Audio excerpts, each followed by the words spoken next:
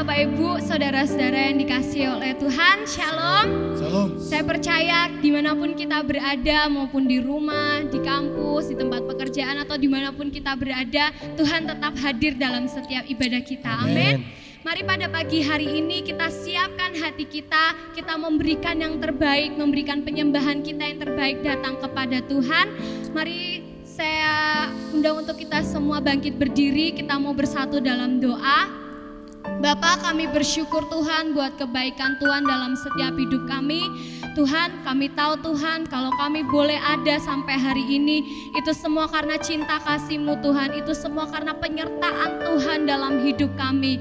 Bapa, pada pagi hari ini Tuhan kami mau datang kepada Engkau Tuhan, kami mau bersatu hati menyembah Engkau Raja di atas segala Raja Tuhan. Biarlah Tuhan kuasa-Mu terus melawat setiap hidup kami dan nyata Tuhan dalam hidup kami Tuhan. Terima kasih Tuhan, terima kasih Roh Kudus, kami sudah berdoa, haleluya, amin. Mari kita mau sembah Tuhan, kita datang kepada Tuhan, kita nyanyikan lagu Aku Milik-Mu, berserah kepadamu Tuhan. Aku milik-Mu.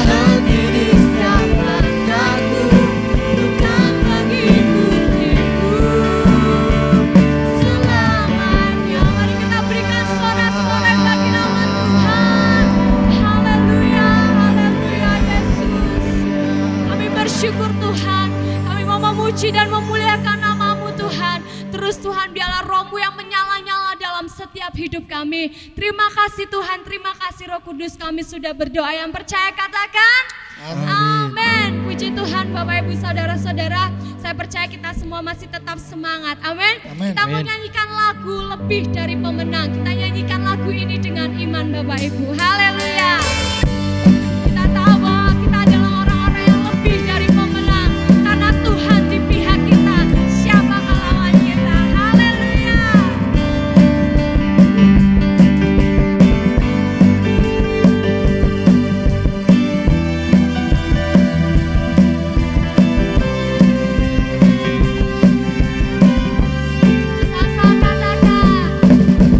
Lebih dari pemenang dalam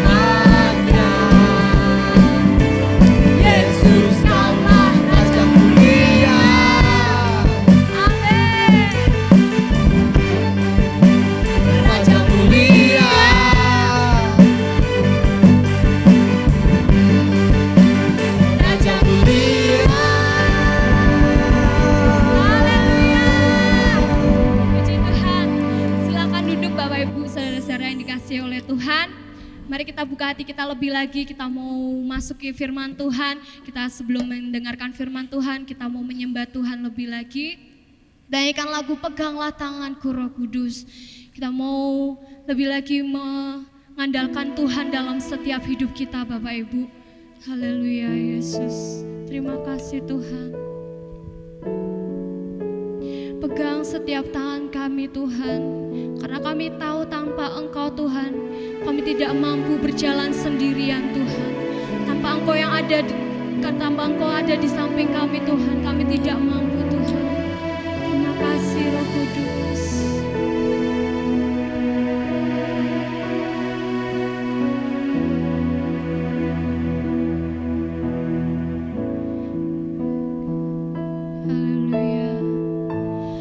Peganglah tanganku Roh Kudus setiap hari. Ku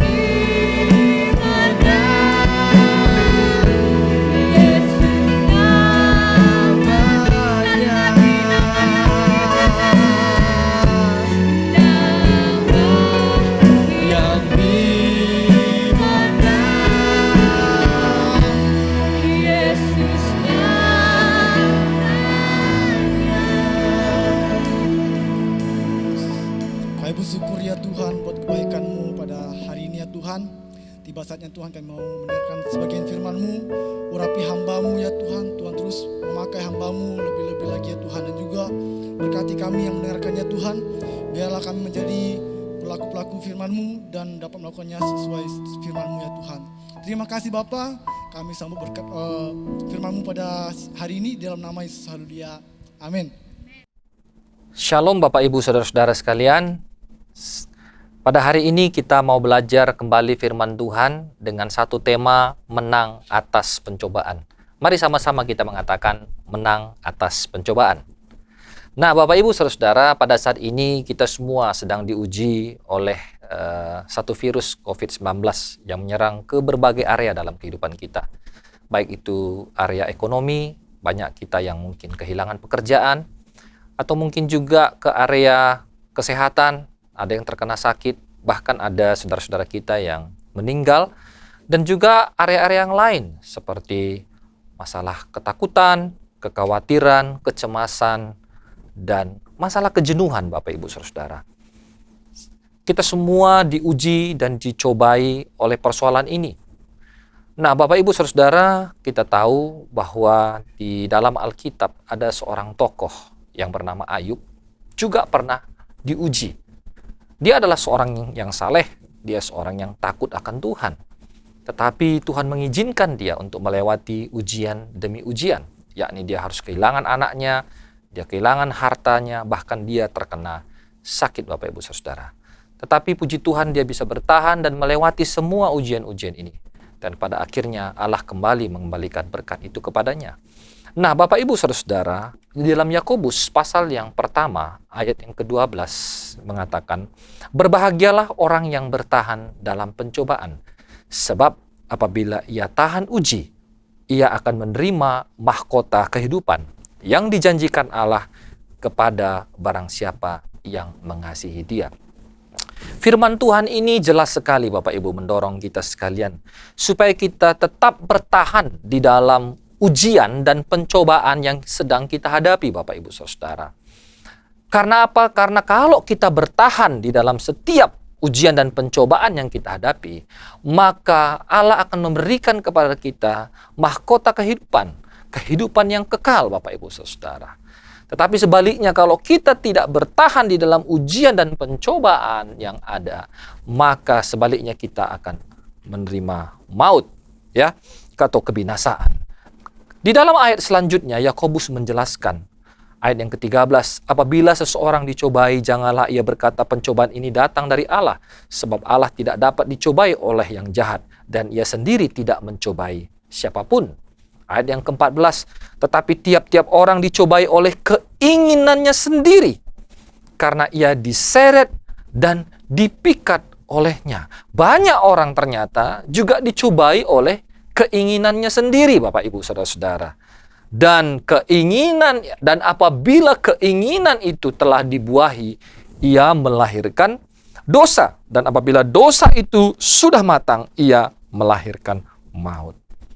Kalau kita tidak lulus di dalam ujian dan pencobaan, ini bisa terjadi Bapak Ibu Saudara. Dan untuk itu saya percaya kita semua mau menang atas setiap ujian dan pencobaan Bapak Ibu Saudara. Ada 3 ya yang sering sekali kita tahu dan dengarkan jenis ujian atau macam-macam ujian yang paling berat mungkin yang sering kita hadapi. Yakni yang pertama adalah harta, yang kedua tahta dan wanita. Ya, harta, tahta dan wanita. Ini seringkali menjadi ujian bagi setiap kita. Dan firman Tuhan juga memberikan awasan kepada setiap kita tentang 3 ujian ini Bapak Ibu Saudara. Di dalam Pengkhotbah pasal yang ke-5 ayat 9 mengatakan, siapa mencintai uang tidak akan puas dengan uang. Dan siapa mencintai kekayaan tidak akan puas dengan penghasilannya. Ini pun sia-sia. Dalam Lukas pasal yang ke-12 ayat 15 mengatakan, berjaga-jagalah dan waspadalah terhadap segala ketamakan, sebab walaupun seorang berlimpah-limpah hartanya, hidupnya tidaklah tergantung daripada kekayaannya itu. Nah, Bapak Ibu Saudara, ujian terhadap harta, mencari uang, mencari harta ini menjadi satu pergumulan juga, menjadi satu ujian juga bagi setiap kita. Bahkan kita orang-orang yang sudah percaya kepada Tuhan pun seringkali Tuhan itu dinomorduakan. Seringkali kita lebih mengutamakan dan mencari uang, kita mengutamakan dan mencari mamon, Bapak Ibu Saudara. Makanya firman Tuhan memberikan kepada kita, jangan sampai kita memiliki dua Tuhan, yakni Tuhan dan mamon. Kita harus hanya memiliki satu Tuhan, yakni Tuhan itu sendiri, Tuhan Yesus itu sendiri. Dan uang, kekayaan dan harta itu adalah sebagian berkat kecil saja, dan itu pun semua berasal daripada Tuhan untuk menyokong kehidupan kita. Dan Bapak Ibu Saudara, untuk itu mari kita juga untuk waspada terhadap ujian yang satu ini, yakni harta. Nah, ujian yang kedua adalah tahta, Bapak Ibu Saudara. Tahta. Nah, Bapak Ibu perhatikan di dalam Markus pasal yang ke-10 ayat yang ke-35 sampai dengan 37. Nanti Bapak Ibu bisa baca di rumah ya sendiri. Di situ diceritakan bagaimana ada dua murid Yesus yang sedang memperebutkan posisi. Mereka ingin duduk di sebelah kanan Allah. Seperti itu Bapak Ibu Saudara.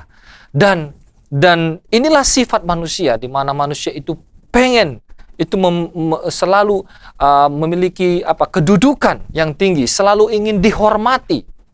Dan ini merupakan satu batu ujian juga bagi setiap kita. Bagaimana kekuasaan itu sangat menantang, sangat menggiurkan Bapak Ibu Saudara. Bagaimana kita supaya dihormati orang, supaya kita dihargai orang, harga diri kita menjadi naik dan lain sebagainya. Ini menjadi batu ujian juga bagi kita. Tetapi Yesus selalu memberikan nasihat kepada murid-muridnya, kalau kamu ingin menjadi terbesar, hendaklah kamu menjadi yang terkecil. Yesus mengatakan, aku datang bukan untuk dilayani, tetapi aku datang untuk melayani. Tuhan Yesus tidak mau murid-muridnya menjadi pemimpin seperti dunia, pemimpin yang bertangan besi, tetapi menjadi pemimpin yang melayani. Karena Allah akan meninggikan orang yang merendahkan dirinya.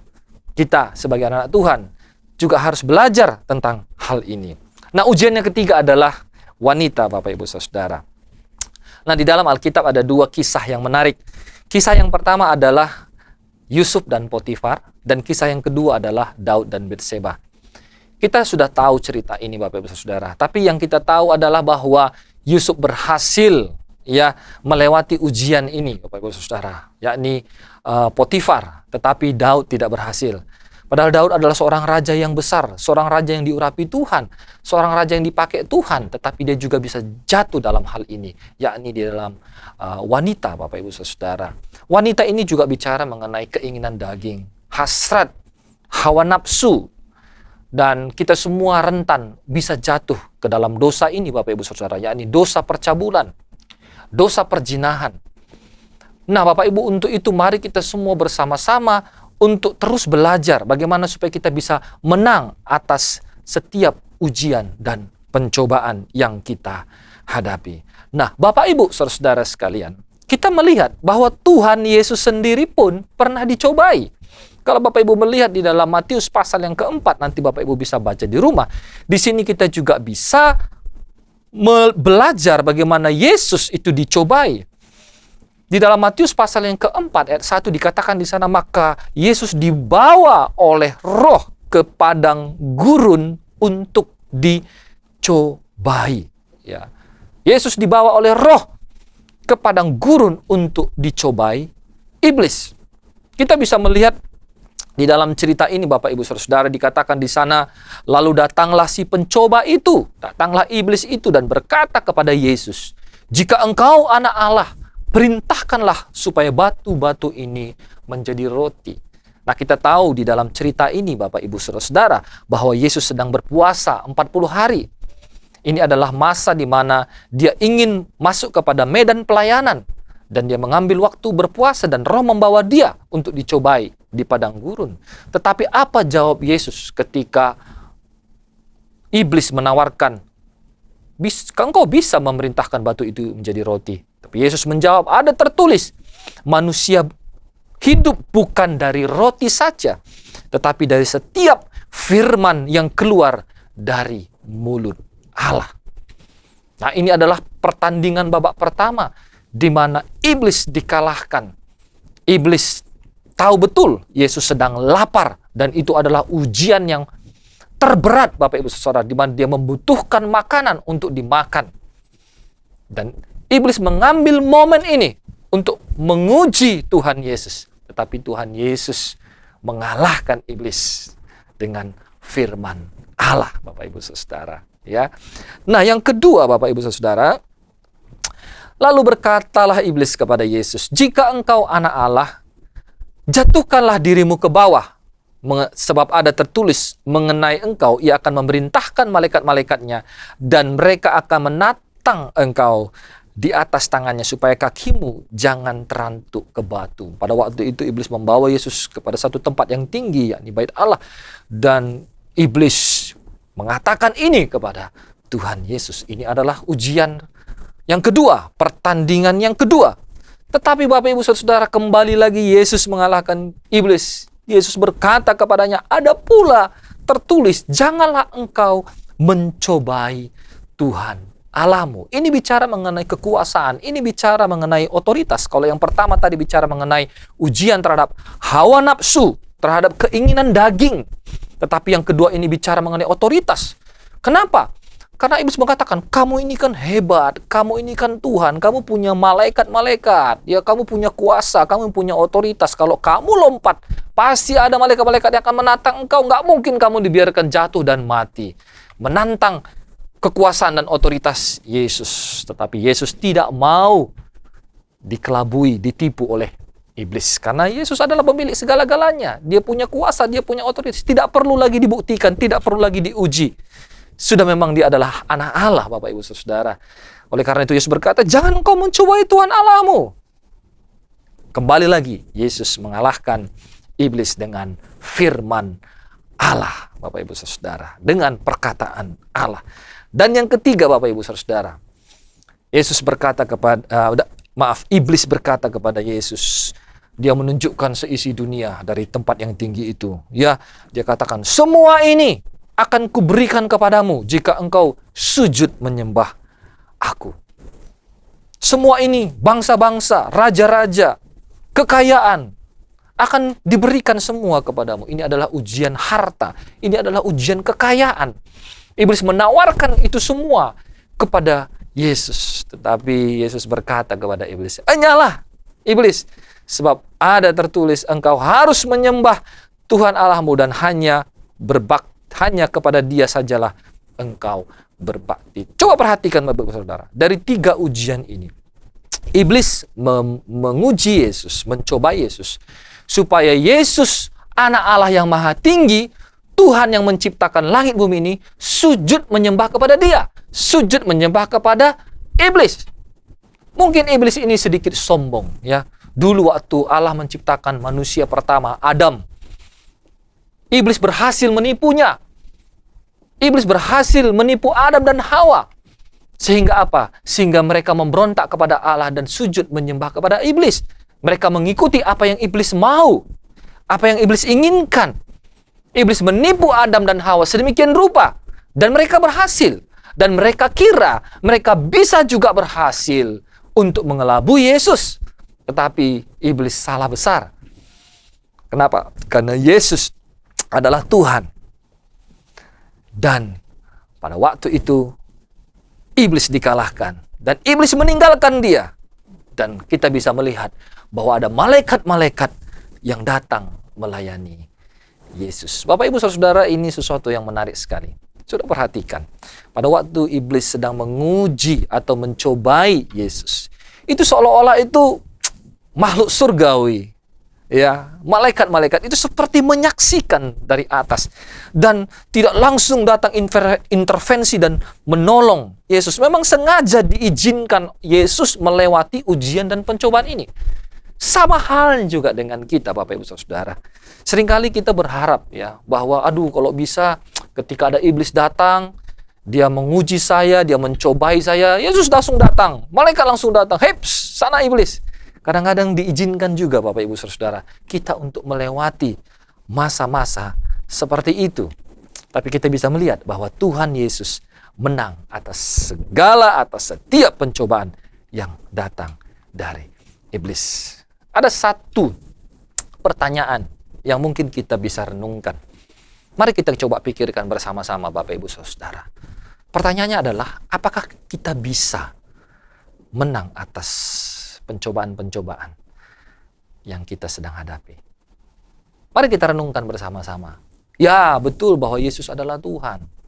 Tapi bagaimana dengan saya? Saya adalah manusia. Saya manusia berdosa. Apakah saya bisa menang atas pencobaan? Bukankah iblis lebih kuat daripada saya? Bapak Ibu Saudara, ini yang menjadi pergumulan manusia terus-menerus Bapak Ibu Saudara. Sepanjang abad, sepanjang masa, sampai sekarang pun ini menjadi satu pergumulan kita. Tapi kita bersyukur. Kenapa? Karena kita punya firman Allah. Firman Allah yang memberikan kepada kita rahasia-rahasia surgawi. Di mana kita bisa belajar bagaimana kita bisa menang atas setiap ujian dan pencobaan. Tetapi untuk bisa menang di dalam ujian dan pencobaan itu pun tidak mudah dan tidak gampang. Itu perlu perjuangan Bapak Ibu Saudara. Kita hari ini mau belajar apakah kita bisa menang atas pencobaan. Yang pertama, kita bisa menang atas setiap pencobaan. Oleh karena apa? Oleh karena Tuhan tidak akan membiarkan kita dicobai melebihi yang dapat kita tanggung. Sekali lagi, kita bisa menang atas setiap pencobaan karena Tuhan tidak akan membiarkan kita dicobai melebihi apa yang dapat kita tanggung. Mari kita bersama-sama belajar dan membuka di dalam 1 Korintus pasal yang ke-10 ayat yang ke-13. Firman Tuhan mengatakan, pencobaan-pencobaan yang kamu alami ialah pencobaan-pencobaan biasa yang tidak melebihi kekuatan manusia. Sebab Allah setia, dan karena itu Ia tidak akan membiarkan kamu dicobai melampaui kekuatanmu. Pada waktu kamu dicobai, Ia akan memberikan kepadamu jalan keluar sehingga kamu dapat menanggungnya. Ia akan memberikan kepadamu jalan keluar sehingga kamu dapat menanggungnya. Bapak Ibu Saudara, sama halnya ya dengan anak kelas 1 SD. Tidak akan mungkin diberikan soal ujian seperti untuk anak SMP dan SMA.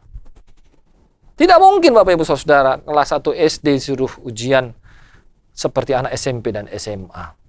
Sama halnya Tuhan juga tidak akan mungkin mengizinkan sesuatu yang nggak kita bisa lewati itu, ujian dan pencobaan itu. Allah tahu, Tuhan tahu bahwa kita bisa melewati setiap ujian dan pencobaan itu. Tuhan tahu itu Bapak Ibu Saudara. Sehingga Dia izinkan kita melewati itu. Sama seperti ketika Tuhan mengizinkan Ayub untuk melewati ujian begitu berat. Tuhan tahu bahwa Ayub sanggup melewati itu. Sama seperti waktu Abraham menanti keturunan. Tuhan tahu Abraham dan Sarah sanggup. Dan tokoh-tokoh Alkitab yang lainnya Tuhan tahu sebenarnya mereka bisa atau sanggup melewati itu Bapak Ibu Saudara. Saya mau cerita Bapak Ibu Saudara, pada tahun 1998 itu adalah masa krisis moneter di Indonesia dan juga merupakan satu masa yang krisis atas keluarga kami. Pada waktu itu kami ditipu karena mama saya ada usaha jual berlian, ditipu. Bukan hanya itu, tetapi usaha bapak saya, percetakan dan lain sebagainya juga bangkrut oleh karena banyak orang tidak bisa sanggup bayar. Dan banyak hal-hal ekonomi yang lainnya akhirnya membuat kami bangkrut Bapak Ibu dan Saudara. Kami menjual segala sesuatunya Bapak Ibu dan kami berhutang begitu banyak. Bukan hanya ujian itu yang kami hadapi, tetapi ujian yang lain adalah di mana orang tua saya sakit juga Bapak Ibu Saudara, hampir meninggal. Saya ingat sekali waktu itu saya berdoa di rumah sakit. Saya bilang, Tuhan berikan nyawa tambahan kepada mama saya ini. Seperti Tuhan memberikan nyawa tambahan kepada Raja Hizkia. Saya minta kepada Tuhan. Dan puji Tuhan Bapak Ibu Saudara, sekalipun dokter vonis waktu itu mengatakan, profesor doktor yang ada di Peringadi Medan mengatakan, wah kami sudah angkat tangan, bawa aja ke luar negeri, itu pun sudah kecil kemungkinan untuk sembuh. Tetapi Tuhan melakukan mujizatnya Bapak Ibu Saudara. Dan kami juga bisa melewati masalah demi masalah ini dengan berhutang hampir 10 tahun lebih Bapak Ibu Saudara. Tetapi di dalam melewati masa-masa yang krisis ini, Tuhan ada di sana. Dan ternyata Tuhan punya rencana. Dan ternyata kami sanggup melewati masalah-masalah dan pergumulan-persoalan ini. Dan ternyata ada kebaikan Tuhan di sana. Ada rencana Tuhan di sana. Kami bisa melihat bagaimana mujizat demi mujizat terjadi di dalam kehidupan keluarga kami. Kami bisa melihat dan bersaksi bahwa Allah yang kami sembah adalah Allah yang hidup, Allah yang memelihara, Allah yang senantiasa menemani kami di masa-masa yang sulit dan di masa-masa yang krisis. Justru pada masa yang sulit itu kami bisa mengenal Allah lebih dalam lagi Bapak Ibu Saudara. Dan puji Tuhan, saat ini semua hutang itu sudah dibereskan oleh Tuhan. Tuhan itu baik. Tuhan itu tahu bahwa kita sanggup melewati segala persoalan dan pergumulan yang kita hadapi. Firman Tuhan mengatakan di dalam Filipi pasal yang keempat ayat 13, segala perkara dapat kutanggung di dalam Dia yang memberi kekuatan kepadaku. Dapat kutanggung di dalam Yesus, dapat kutanggung di dalam Tuhan. Bapak Ibu Saudara, kita bisa karena Tuhan tahu bahwa kita sanggup untuk melewati persoalan itu. Apa pergumulan Bapak Ibu Saudara? Apa persoalan Bapak Ibu Saudara? Datang kepada Tuhan. Dan yakinlah, kita bisa kok, sanggup kok. Kuncinya apa? Kuncinya bertahan. Bertahan adalah salah satu kunci untuk menang atas ujian dan pencobaan. Ya, kadang-kadang rasanya sakit sekali. Rasanya tidak mudah. Rasanya kita udah nggak sanggup lagi. Tapi ingat, bertahan. Pertahankan imanmu. Percaya, tetap percaya bahwa Tuhan punya rencana dalam segala persoalan dan pergumulan yang kita hadapi. Yang pertama Bapak Ibu, Tuhan tahu kita sanggup untuk melewati itu. Jadi kita bisa melewati ujian atau pencobaan yang sedang kita hadapi. Yang kedua, apakah kita bisa menang atas pencobaan-pencobaan yang kita hadapi? Bisa Bapak Ibu. Kalau atau jika kita tunduk dan mendekat kepada Allah. Yakobus pasal yang keempat ayat yang ketujuh mengatakan, karena itu tunduklah kepada Allah dan lawanlah iblis, maka ia akan lari daripadamu. Ayat yang kedelapan, mendekatlah kepada Allah dan ia akan mendekat kepadamu. Tahirkanlah tanganmu, hai kamu orang-orang berdosa, dan sucikanlah hatimu, hai kamu yang mendua hati. Kita bisa menang atas setiap pencobaan kalau kita memutuskan untuk merendahkan diri kita. Kita memutuskan untuk kita tunduk kepada Allah, tunduk kepada kehendak Allah, tunduk kepada otoritas Allah, tunduk kepada kedaulatan Allah. Dan bukan hanya tunduk dan bukan hanya merendahkan diri, tetapi kita juga datang mendekat kepada Allah dengan menahirkan diri kita, menyucikan diri kita dari setiap dosa. Mungkin selama ini kita mendua hati, kita tidak betul-betul mengutamakan Tuhan, tetapi kita ambil satu komitmen untuk datang kepada Tuhan dan tunduk dan merendahkan diri di hadapan Tuhan. Bapak Ibu Saudara, orang yang sombong, orang yang tinggi hati, susah untuk datang kepada Tuhan. Dia merasa dirinya hebat, dia merasa dirinya tidak kekurangan apapun, dia merasa dirinya benar, sehingga apa? Dia tidak mau datang kepada Tuhan. Dia tidak mau tunduk kepada otoritas Tuhan. Mungkin kepalanya tunduk, tapi hatinya tidak tunduk, Bapak Ibu Saudara. Nah, untuk itu kita perlu belajar merendahkan diri. Kalau kita diuji atau mungkin kita mendapatkan sebuah masalah karena kesalahan kita kita memperbaiki diri, kita mengoreksi diri kita. Mungkin ada sesuatu yang salah dari kita, ada sesuatu yang tidak benar dari diri kita. Kita koreksi diri kita, Bapak Ibu Saudara. Kita cari tahu apa yang salah dari diri saya. Kalau kita rasa bahwa kita sudah benar, minta Tuhan, ya Tuhan saya sudah benar. Berarti kita tinggal bertahan saja melewati setiap ujian dan pencobaan itu. Tapi kalau kita salah, ya kita harus berubah, kita harus bertobat. Karena itu yang Tuhan inginkan. Bangsa Israel berulang-ulang kali, Bapak Ibu Saudara, mereka mendapatkan masalah, mereka dibuang. Oleh karena apa? Orang mereka tidak lagi taat kepada Allah, mereka menyembah kepada berhala.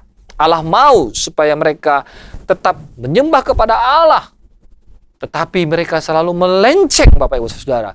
Dan Tuhan izinkan hukuman demi hukuman datang dalam hidup mereka, supaya mereka bertobat dan kembali kepada Allah. Jangan-jangan kalau kita sedang diuji, punya masalah, jangan-jangan Tuhan mau kita merendahkan diri, agar kita datang kepada Allah. Kita mentahirkan diri, menguduskan diri. Jangan keraskan hati, Bapak Ibu Saudara. Jangan tinggikan hati, tetapi rendahkanlah dirimu dan datang kepada Allah. Lalu langkah berikutnya apa yang kita lakukan, Bapak Ibu Saudara?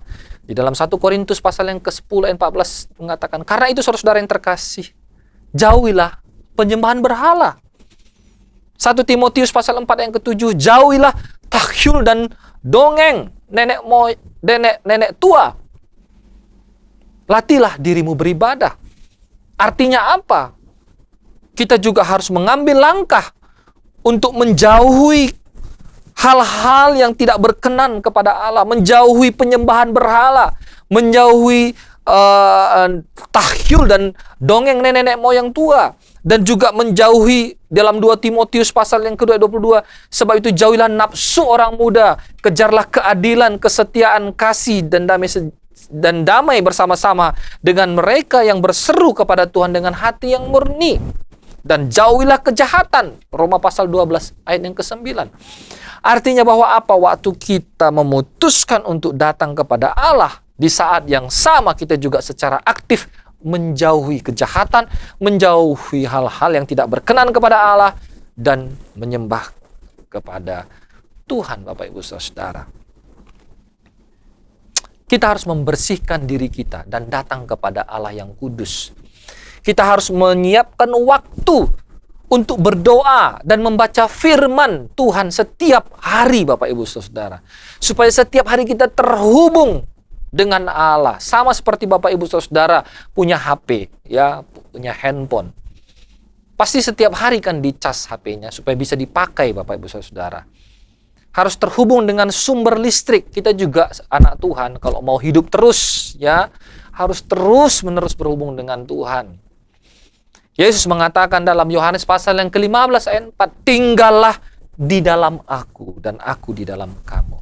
Firman Allah tinggal di dalam hati dan pikiran kita, dan kita senantiasa menyembah Dia di dalam roh dan kebenaran. Kita menyembah Dia di dalam roh dan kebenaran. Sebagai orang percaya, kita juga harus memilih orang-orang yang tepat untuk menjadi teman pergaulan kita. Jauhilah orang-orang yang membuat kita jauh dari Tuhan, dan dekatilah orang-orang yang mencintai Tuhan. Jauhilah orang-orang yang malas beribadah. Jauhilah orang-orang yang suka berbuat dosa, yang duduk dalam kumpulan-kumpulan pencemooh, Bapak Ibu Saudara. Kita bisa bergaul dengan siapa saja, kita bisa berteman dengan siapa saja, tapi jangan bersahabat dengan orang-orang yang membenci Tuhan, dengan orang-orang yang kesukaannya adalah tidak beribadah dan menjauhi Tuhan.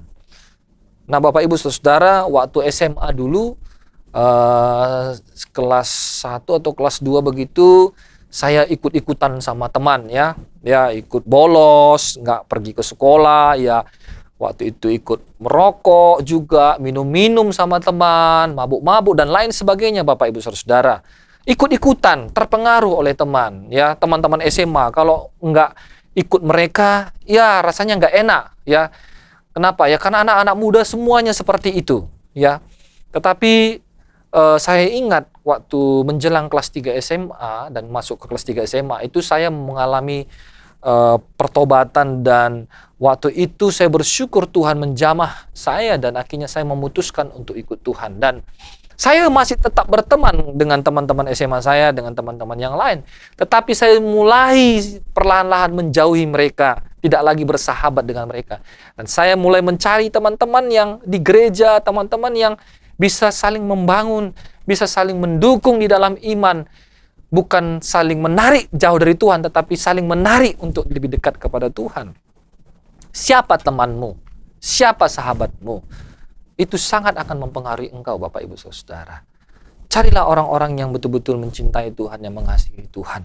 Maka engkau akan hidup di dalam firman-Nya, Bapak Ibu Saudara. Jadi ingat Bapak Ibu, tundukkanlah dirimu, rendahkanlah dirimu, tahirkanlah dirimu, dan datang kepada Tuhan.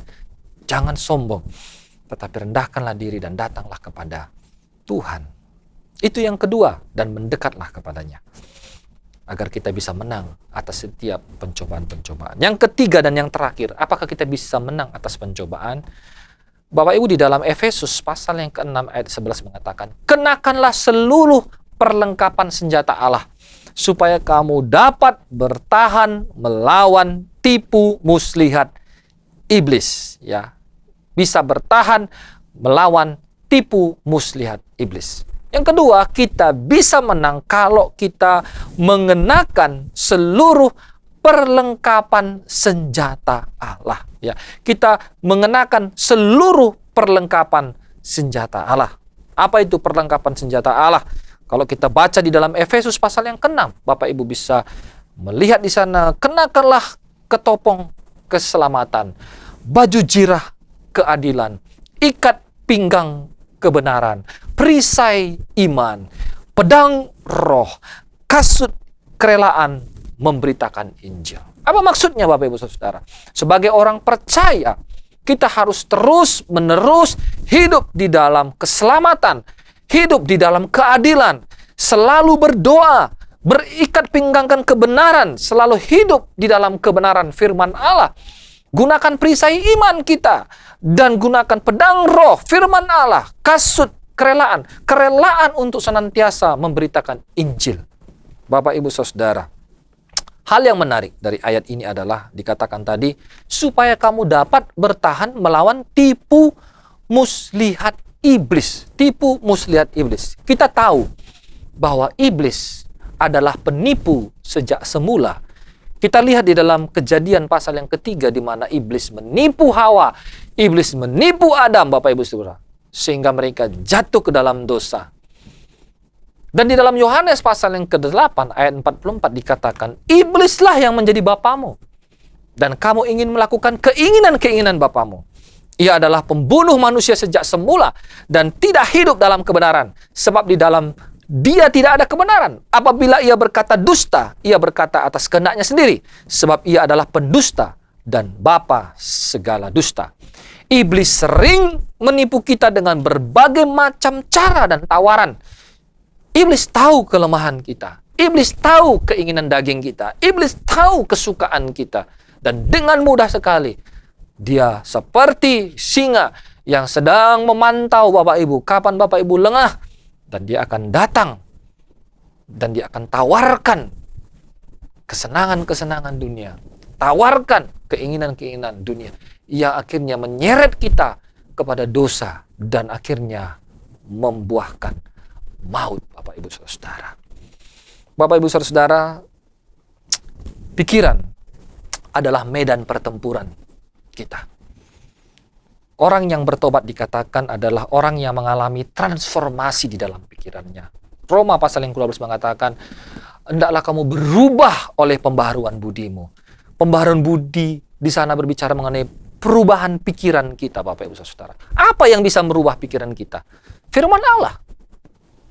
Dan Bapak Ibu tahu, iblis seringkali mempermainkan pikiran kita. Iblis seringkali memasukkan benih-benih kebohongan, benih-benih dosa melalui apa? Melalui pikiran kita, Bapak Ibu Saudara. Iri hati muncul dari mana? Muncul dari bisikan iblis. Ketika iblis mengatakan, kamu lihat dia, kamu lihat orang itu, orang itu lebih berhasil, orang itu lebih sukses. Padahal kamu sering datang ke gereja. Tapi mana buktinya? Kok kamu nggak diberkati?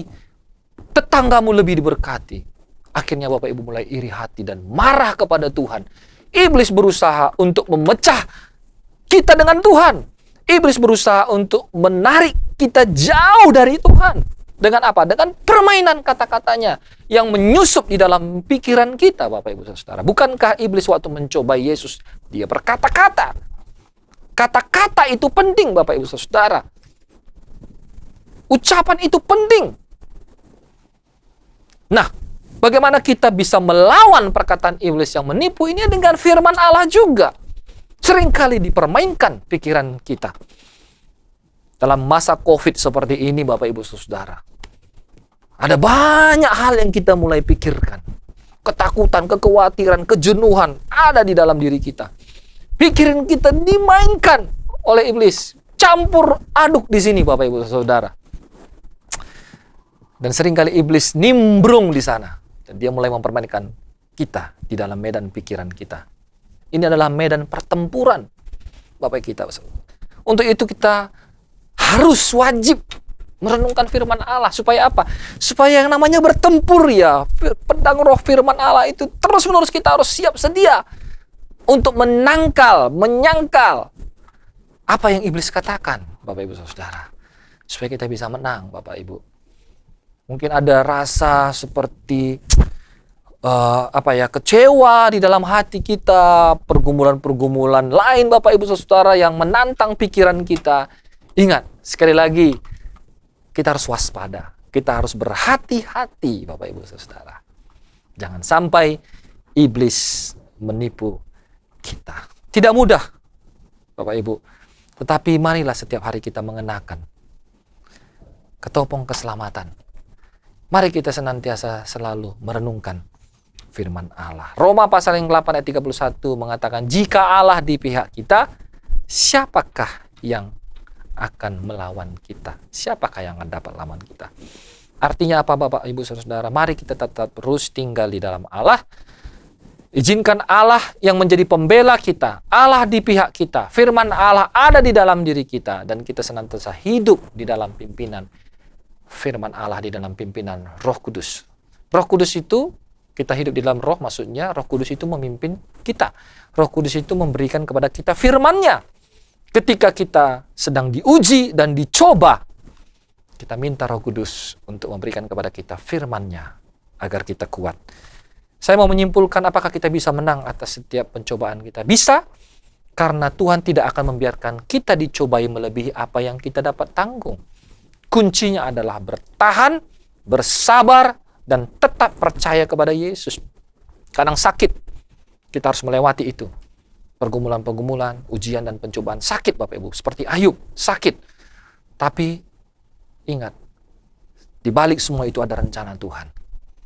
Yang kedua, kita bisa menang kalau kita tunduk dan mendekat kepada Allah. Kalau kita mau merendahkan diri kita, meminta ampun kepada Tuhan, dan seolah-olah kita tidak bisa hidup tanpa Tuhan, Bapak Ibu Saudara.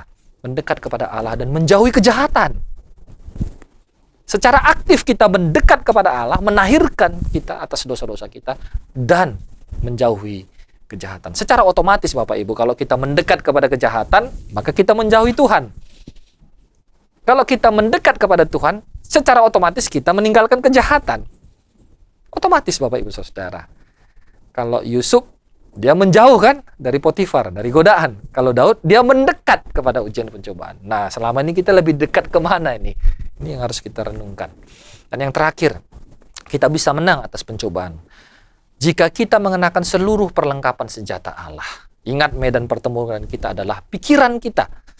Kenakanlah ketopong keselamatan, perisai iman, pedang roh, ikat pinggang kebenaran, keadilan, firman Allah yang senantiasa kita jaga dan kita hidupi di dalam hidup kita. Amin. Mungkin kita selama ini di dalam setiap ujian pencobaan kadang-kadang kita jatuh, kadang-kadang kita kalah, kadang-kadang kita tidak menang, Bapak Ibu Saudara. Kadang-kadang kita juga tidak sanggup dan lain sebagainya. Tapi biarlah firman Tuhan ini kembali memotivasi setiap kita, mengingatkan setiap kita Bapak Ibu Saudara, bahwa kita itu bisa menang dari setiap pencobaan.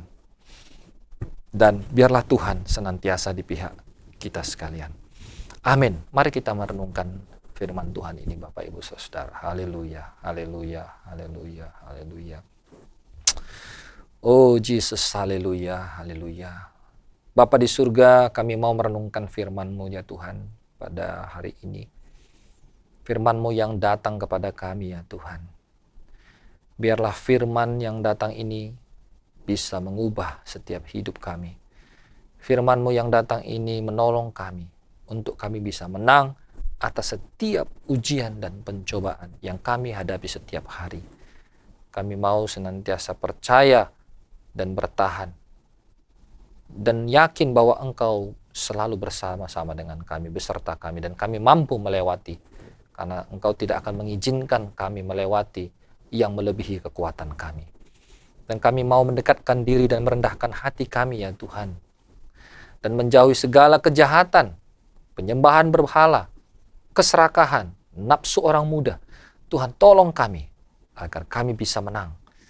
Dan kami juga mau ya Tuhan, agar kami senantiasa terus memakai perlengkapan senjata Allah, memakai ketopong keselamatan, merenungkan firman-Mu ya Tuhan, menghidupi firman-Mu di dalam kehidupan kami sehari-hari. Dan kami sadar bahwa hidup kami adalah setiap hari adalah peperangan roh. Kami melawan penguasa-penguasa jahat di udara. Untuk itu ya Tuhan, kami perlu pertolongan kuasa-Mu, otoritas-Mu Tuhan. Kalau ada di antara umat-Mu yang pada saat ini, yang mendengarkan firman Tuhan ini, yang masih terikat dengan kuasa-kuasa kegelapan, masih terikat dengan kuasa setan iblis, yang ditanamkan di dalam hati dan pikiran kami, iri hati, kemarahan, kebencian, kesombongan, keserakahan, keduniawian, apapun itu ya Tuhan, kami mau hancurkan di dalam nama Tuhan Yesus. Karena kami percaya Engkau Tuhan Yesus sudah mengalahkan kuasa iblis 2000 tahun yang lalu. Dan kuasa itu diberikan kepada kami orang-orang percaya.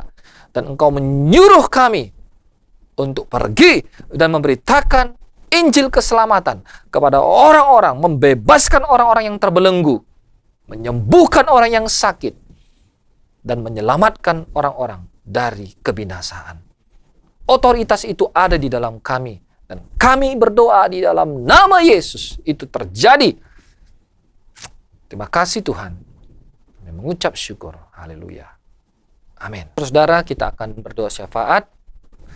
Mari kita bersama-sama berdoa. Bapa di surga, terima kasih untuk firman-Mu. Saat ini kami mau berdoa syafaat. Berdoa bagi bangsa dan negara kami Indonesia. Biarlah Tuhan dalam masa kritis hari ini yang kami hadapi, Tuhan tolong bangsa ini untuk menanggulanginya. Baik itu masalah ekonomi maupun masalah vaksinisasi di seluruh Indonesia. Tuhan tolong agar semua bisa berjalan dengan baik dan lancar. Di kota Batam juga Tuhan. Biarlah Engkau memulihkan perekonomian Indonesia, perekonomian kota Batam. Tuhan menyembuhkan yang sakit, Tuhan menghiburkan yang sedang terluka dan berduka. Kami berdoa juga Tuhan, buat seluruh jemaat Tuhan yang belum mendapat pekerjaan, Tuhan berikan mereka pekerjaan. Yang sakit Tuhan sembuhkan, yang berbeban berat Tuhan pulihkan. Dan ya Tuhan, kami berdoa buat seluruh hamba Tuhan, staf gereja, pelayan Tuhan, Gereja Bethesda dan Anugerah Ministry. Engkau berkati Tuhan, tolong kami semuanya. Tuhan, kami rindu untuk menerima berkat-Mu. Kiranya Engkau memberkati setiap kami. Biarlah berkat Tuhan turun atas setiap kami. Bapak, Ibu, Saudara, arahkan pandangan-Mu dan angkatlah tangan-Mu kepada Bapa kita, Tuhan kita Yesus Kristus. Pulanglah dan bawalah anugerah yang berlimpah-limpah daripada Allah Bapa, keselamatan daripada Tuhan Yesus Kristus, dan penyertaan daripada Roh Kudus menyertai saudara dan saya dari sekarang dan sampai selama-lamanya. Tuhan Yesus memberkati. Shalom. Amin. Puji Tuhan, Bapak Ibu Saudara-saudara yang dikasihi oleh Tuhan. Pada hari ini kita sudah selesai ibadah kita. Mari kita nyanyikan lagu Kuasa-Mu Terlebih Besar.